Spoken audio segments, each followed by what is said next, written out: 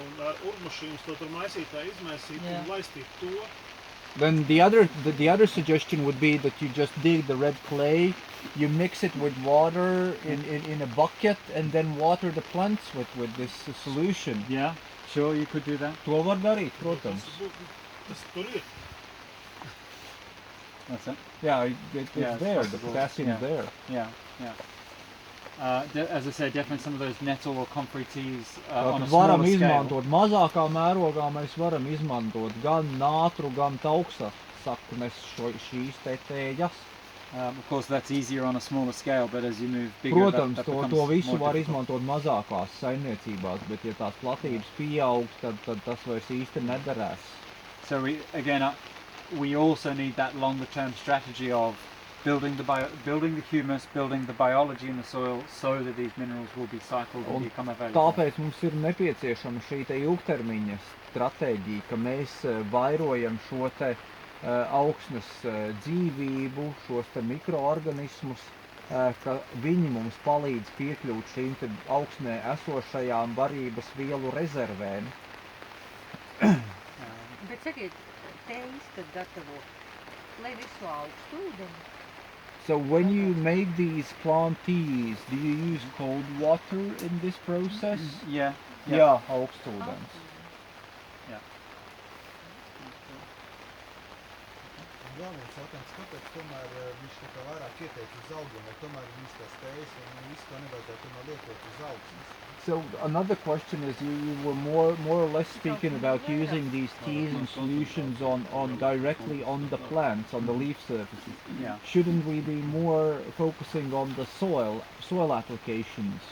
You should be focusing on a combination of both. Ir jāizmanto gan šī te lapu apstrāde, gan augsnes apstrāde. So- Ir jābūt šai te kombinācijai.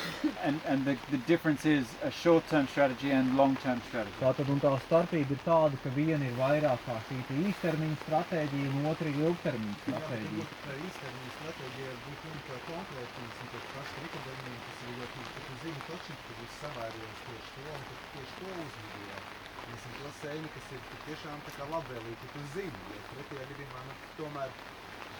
Yeah, so like a short-term strategy would be like using a special strain of microorganisms like Trichoderma, where you can really expect what are the results and have an impact here, and then the others would be more like for a long term. Correct. Yes. Tieši That's tā. right. Put it this way: if you're measuring the plant health and you have a deficiency now, trying to build soil biology is going to take too long to address that issue now. To var apstīt arī tā, ka, teiksim, ja jūs esat konstatējuši to, ka trūkst kāda minerāla viela, tad patiesībā jūs šo konkrēto problēmu nevariet atrisināt, vairojot dzīvību augsnē, jo tas vienkārši prasa pārāk ilgu laiku, un to rezultātu jūs šīm kultūrām vienkārši neieraudzīsiet. And if the plant is deficient now, if it has a mineral balance now, it's going to be more susceptible to attack now. So we want to address that as quickly as possible. Un ja augam ir šīs te problēmas, šobrīd ir kādas minerāla vielas nepietiekamība, tad arī šajā brīdī vai drīzumā ir gaidāms šis te kaitēto slimību uzliesmojums, un līdz ar to ir jārīkojās tagad.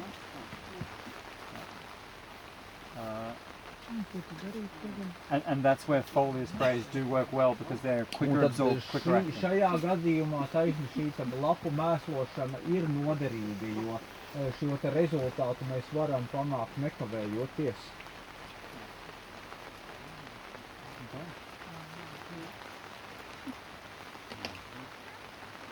Any other questions? Jā, bet uz slimošanu, principā augsts, ja viņam tā kā, kā tad pateikt, principā, ja viņš aug pilnvērtīgi, tā kā, ja viss trūkst, viņš tik un tā neslimos, un tik un tā viņam nekas nebūs. Ja kaut kādā brīdī tas balans tik un tā var būt iegūts, jo, principā, ļoti liela mēsloša daudzība. Dabūt, ka viņš augsts ļoti ļoti ātri augsts. Bet, ja viņš būs kārtībā, viņš arī neslimos. Bet ir otrs veids, ka viņš ir deficītā, bet ja viss ir vienmērīgā deficītā, tad viņš arī tomēr neslimos. So his explanation was, okay, if you provide everything in abundance, then the plant will grow vigorously and there will not be any problems. But then on the other hand, if there is a deficit of everything, you will have a very weak plant. Well, it will not grow as strong, but since everything is on the same deficit, it will also not have the disease as well. It just will be a small plant or something like that. Yes, yeah, sure. Yeah. So, but as you said last time, balance is priority. Yes, yeah. Jā, tad, So better a small plant, but the balanced one. tad labāk ir šis labāk augs maz, bet ir šis viss līdzsvarā. And Tā viena tēma, mēs tikai nogriežamies, tas visu laiku jau brīdi savu, ja mums nāc no vairāk. Tad izmantojot koklogu, vai lietojot kompostu vai ar kūcināšanu. Tādā veidā var panākt šo balansu. Principā, protams, jau uzzinās, ir kurā mukli.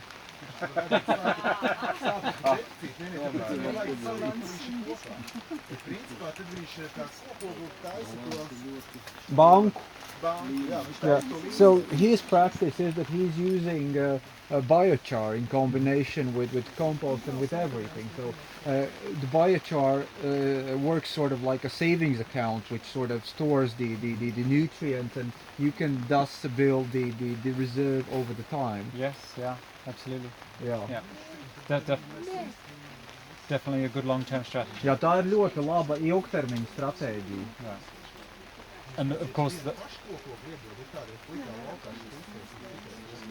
Viņi kaut kādā mirklī var savākt visu lāpekli. Nu, ja būs ļoti mitrs, ļoti labs, viņš jau tā kā, nekas tas augs, bet viņš kādā mirklī var taisīt slāpekli. So like if you would use biochar in a sandy field, then most likely that it would collect most of the nitrogen, and so it will not be available for the plants.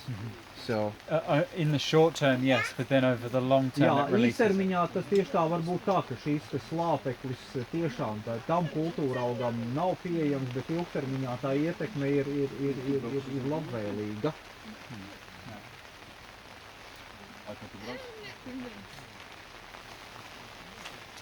Okay. Is there any other Vai ir vēl kāds jautājums? questions?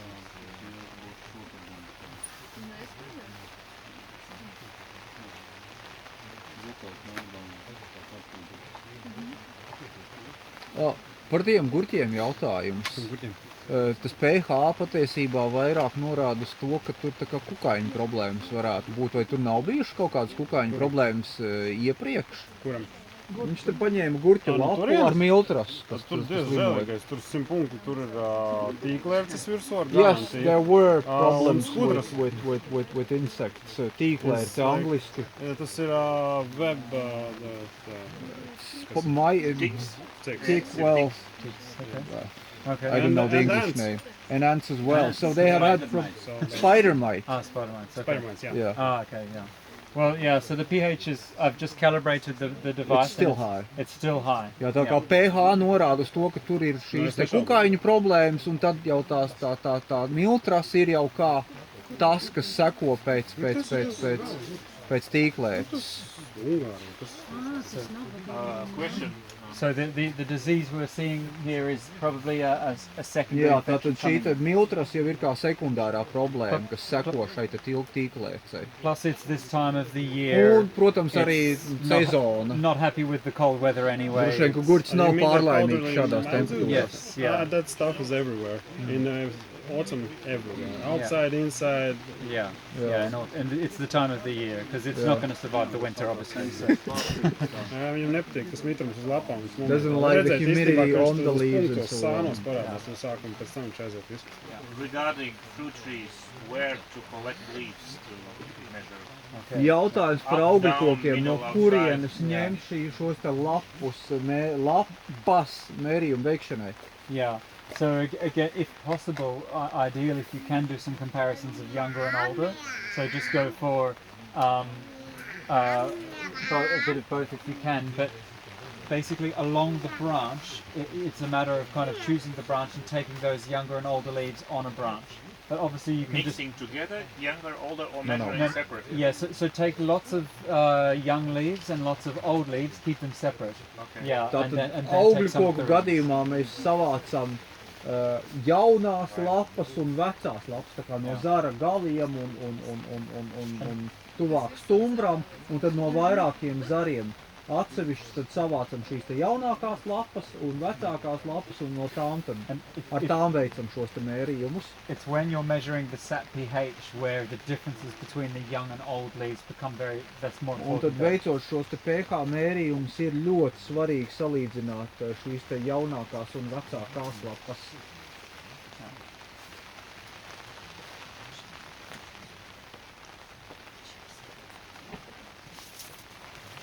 Okay. Is that it then? Vai tad tas varētu būt viss? Okay, Paldies. I will extend the question. You indicated either calcium or magnesium or potassium or NPS, yeah? Yes. What to do next? What to use next? Yes, yeah.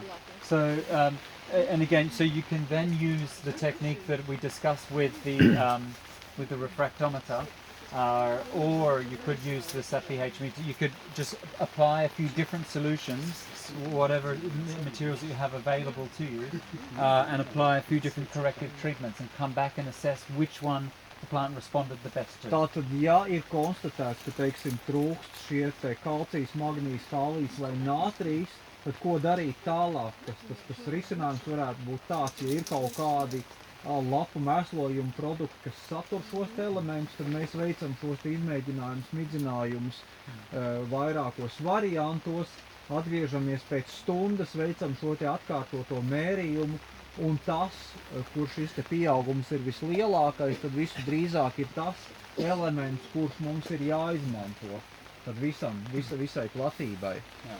But I would be putting some foliar corrective treatments on the plants. I might also consider putting some compost tea, maybe down into the soil to try and activate the soil biology there to try and feed the plants as well. Tad varētu izmantot šo te lapu mēslošanu ar konkrēto barības elementu, taču var izmantot arī šo te papildus, izmantot šo te kompostu tēju un ar šo te tēju apstrādāt augsni, lai stimulētu šo te mikrobioloģisko aktivitāti augsnē. You talked about long-term, short-term. Applying tea on the ground is long-term. Yeah. How Yeah. quickly you would expect to see the results when applying on the ground? Yeah. Tad Yeah. jautājums par šo te tējas izmantošanu. Ja mēs izmantojam tēju augsnes apstrādē, tad tā ir ilgtermiņa stratēģija. Cik drīz mēs šādā gadījumā varam sagaidīt šos te rezultātus? The teas will, if you apply them to the soil, they will begin working pretty much straight away. Tātad apstrādājot ar tējām augsni, tā iedarbība, šī tējas iedarbība sāksies nekavējoties.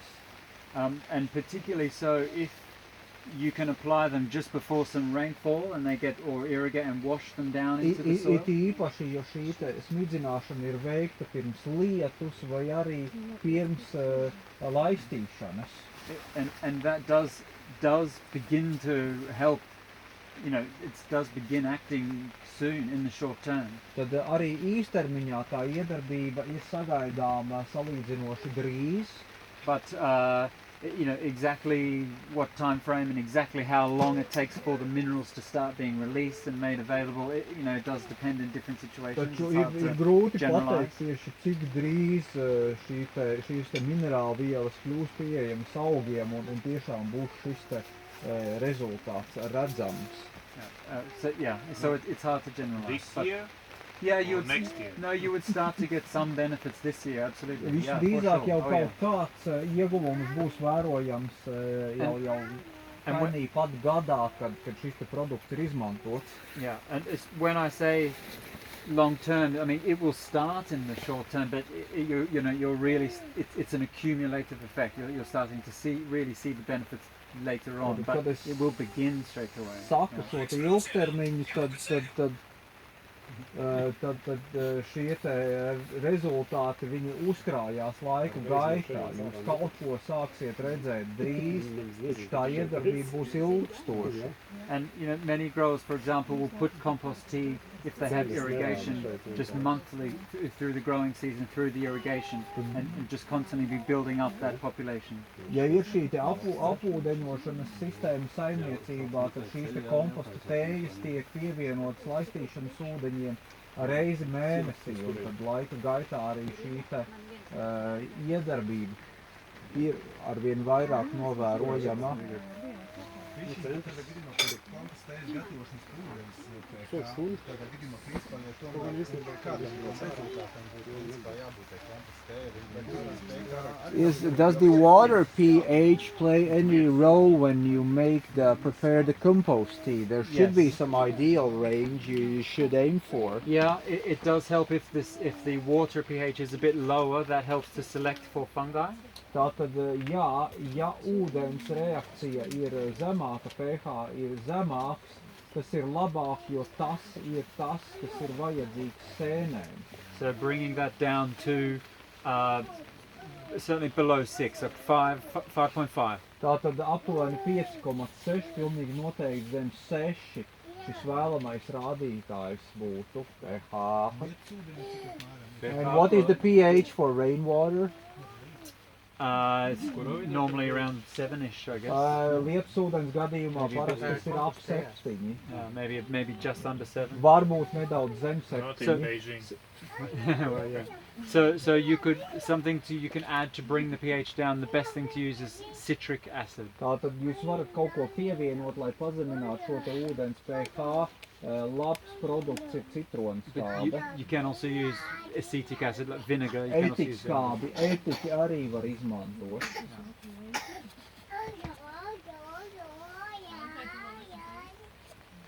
Izstāst, ka nē?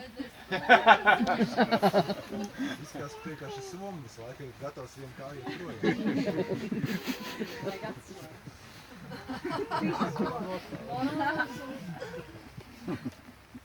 Un tur ir izplatnes, lai es varu evakuēties. Tik liels vējš jau te nav.